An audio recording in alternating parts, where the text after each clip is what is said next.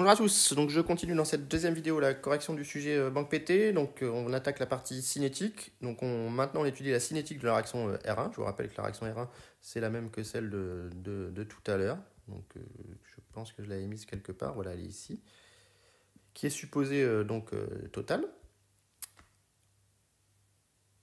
Voilà. On introduit une quantité N0 de phosphine et une quantité connue de catalyseur dans un volume, dans un réacteur indéformable initialement vide de volume V et maintenu à température 800 Kelvin pendant toute la durée de l'expérience. On mesure l'évolution de la pression totale dans le réacteur et les gaz sont modélisés par des gaz parfaits. Donc on met une quantité N0 de phosphine. Donc initialement, on va mettre une quantité N0 de phosphine et on n'a rien des autres espèces. Donc voilà ce qu'on nous dit, on travaille à 800 K. En justifiant la réponse indiquée si au cours de la transformation, l'opérateur doit chauffer ou refroidir le réacteur afin de maintenir la température constante. Donc ici, on a une réaction exothermique.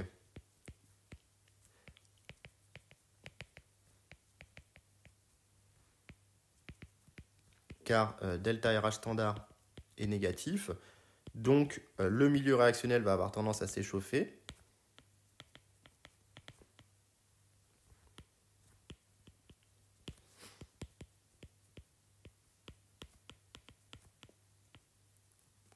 Donc il faut refroidir le milieu réactionnel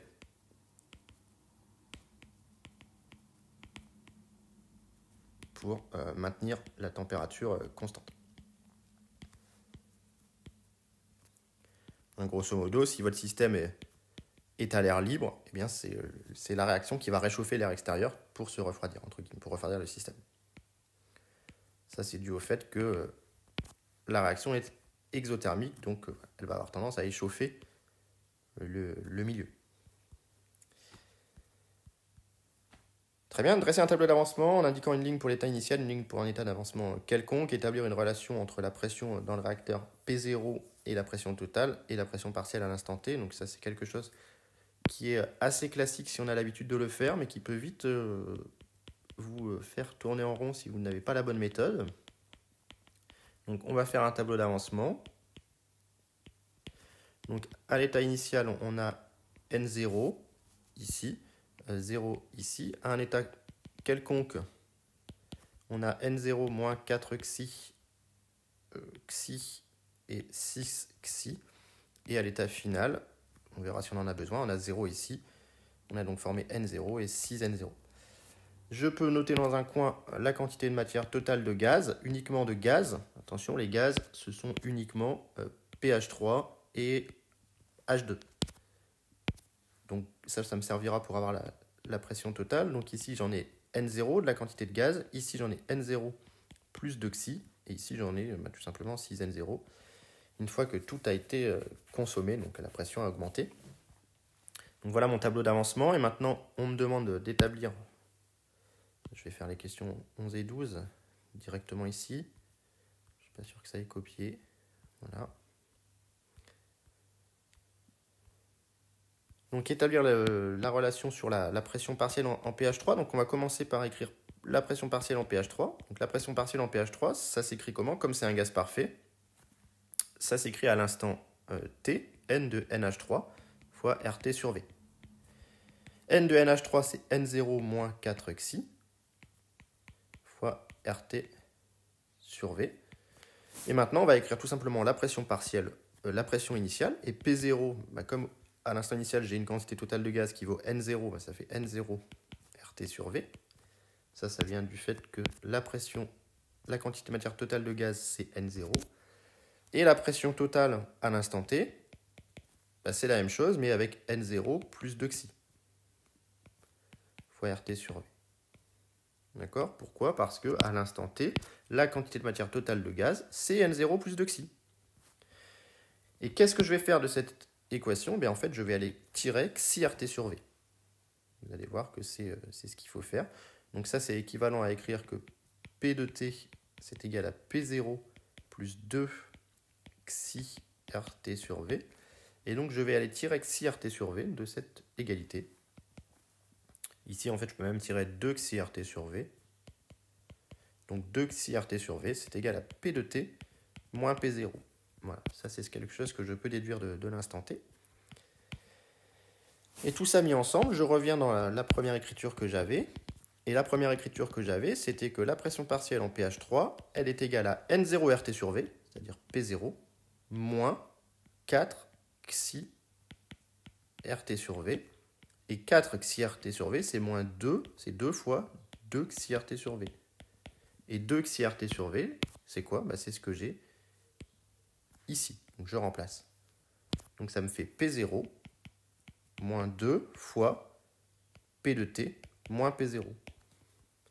Et j'obtiens bien que la pression partielle en pH3 est égale à P0 plus 2P0, c'est-à-dire 3P0, moins 2 pression totale. Voilà, c'est un petit peu astucieux. Si on s'y prend mal, ça peut prendre beaucoup de temps, alors qu'en fait, c'est pas très compliqué si on le fait proprement.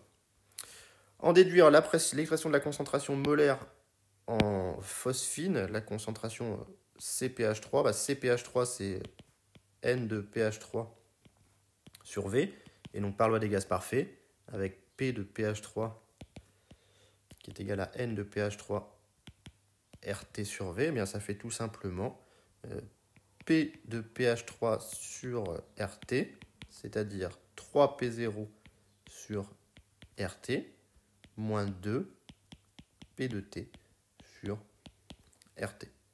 Voilà.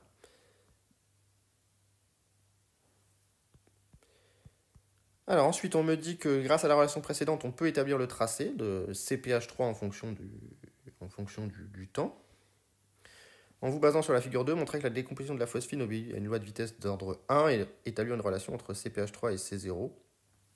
Le temps T est la constante associée à la réaction R1.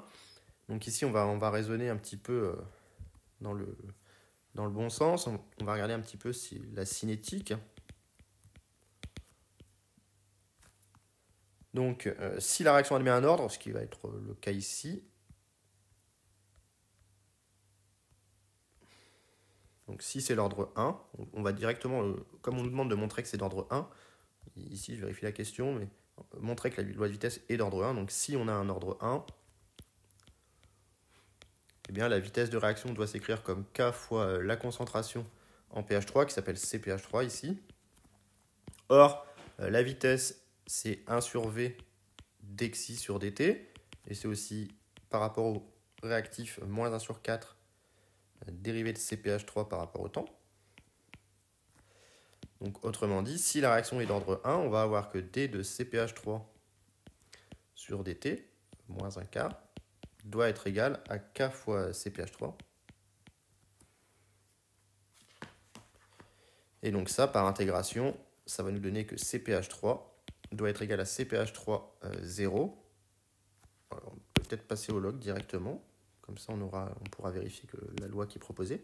Donc ça, c'est équivalent à dire que ln de CpH3 doit être égal ici à moins 4K fois T plus ln de CpH3 0.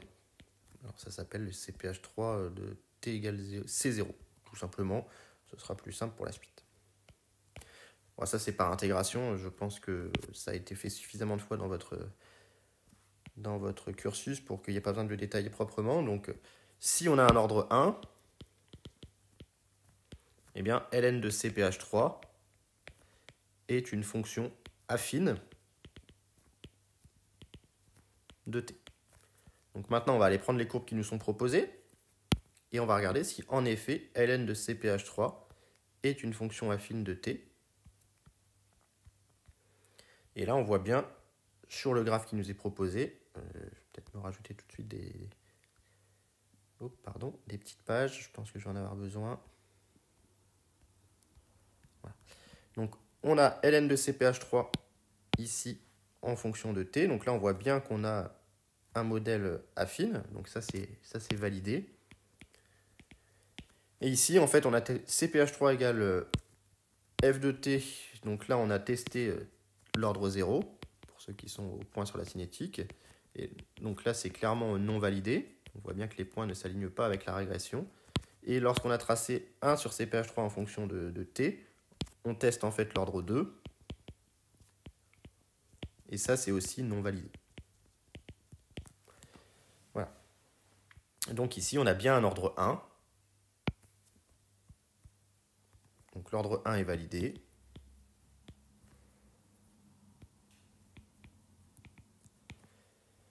Et du coup, CPH3 est égal à C0 exponentielle moins 4KT. Tout calcul fait. Le 4 vient du fait qu'il y a un coefficient stoichiométrique 4 devant pH3. Il ne faut pas l'oublier celui-ci. En déduire l'expression de la concentration molaire, ça on l'a fait. Donc la 13, en vous basant sur la figure 2, montrer que la décomposition obéit à une loi de vitesse d'ordre 1, ça on l'a fait. Établir une relation entre les concentrations, on vient de le faire. Déterminer la valeur de K, je vais peut-être copier les dernières questions.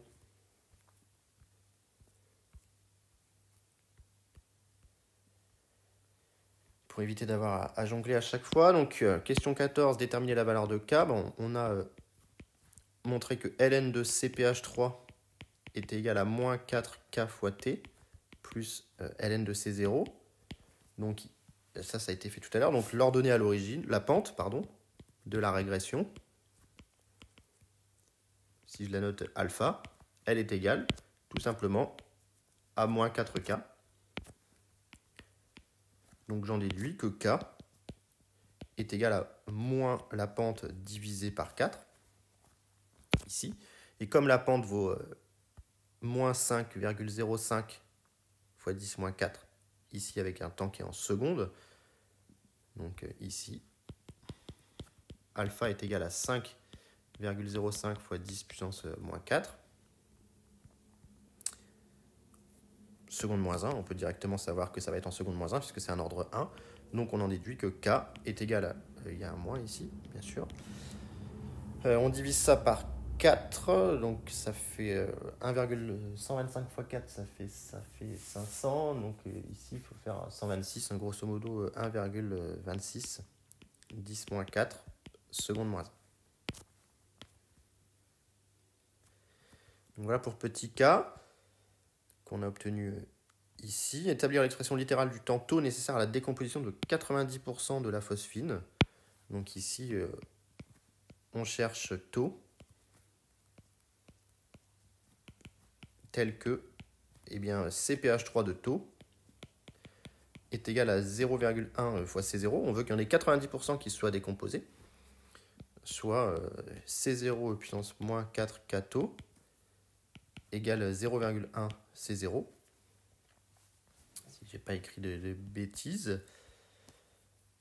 Et donc on en déduit, les C0 se simplifient. On passe au logarithme, on a donc moins 4K fois taux, 4K on l'a obtenu, c'est alpha, est égal à ln de 0,1. Et donc taux est égal à ln de 0,1 moins ln de 0,1 sur 4K. Et donc pour faire l'application numérique, il faut connaître ln de 0,1. Je vais aller voir dans les données de l'énoncé qu'on avait au tout début. Donc on nous donne ln de 10 qui est 2,3. Donc on va se servir de ln de 10 pour le calculer. On a ln de 0,1 qui est égal à ln de 10 moins 1, qui est donc égal à moins ln de 10, d'où taux est égal à ln de 10 sur 4K. Et donc ln de 10, ça vaut 2,3, d'après l'énoncé, divisé par 4K. 4K, on l'avait tout à l'heure, c'est tout simplement alpha en valeur absolue. Donc 5,05 fois 10 moins 4. On se retrouve avec grosso modo 2,5 sur 5, ce qui fait un demi. Et donc ça fait 500, c'est à peu près 5, 10 puissance 2 secondes, 500 secondes, si je ne dis pas de bêtises, 5000 secondes, pardon. On était sur du 10 puissance 4 fois 1,5, donc 5000 secondes ici. Donc voilà pour cette deuxième partie de correction de la cinétique. Et donc on va continuer les vidéos avec maintenant la correction du petit titrage des ionnitrates. À tout de suite.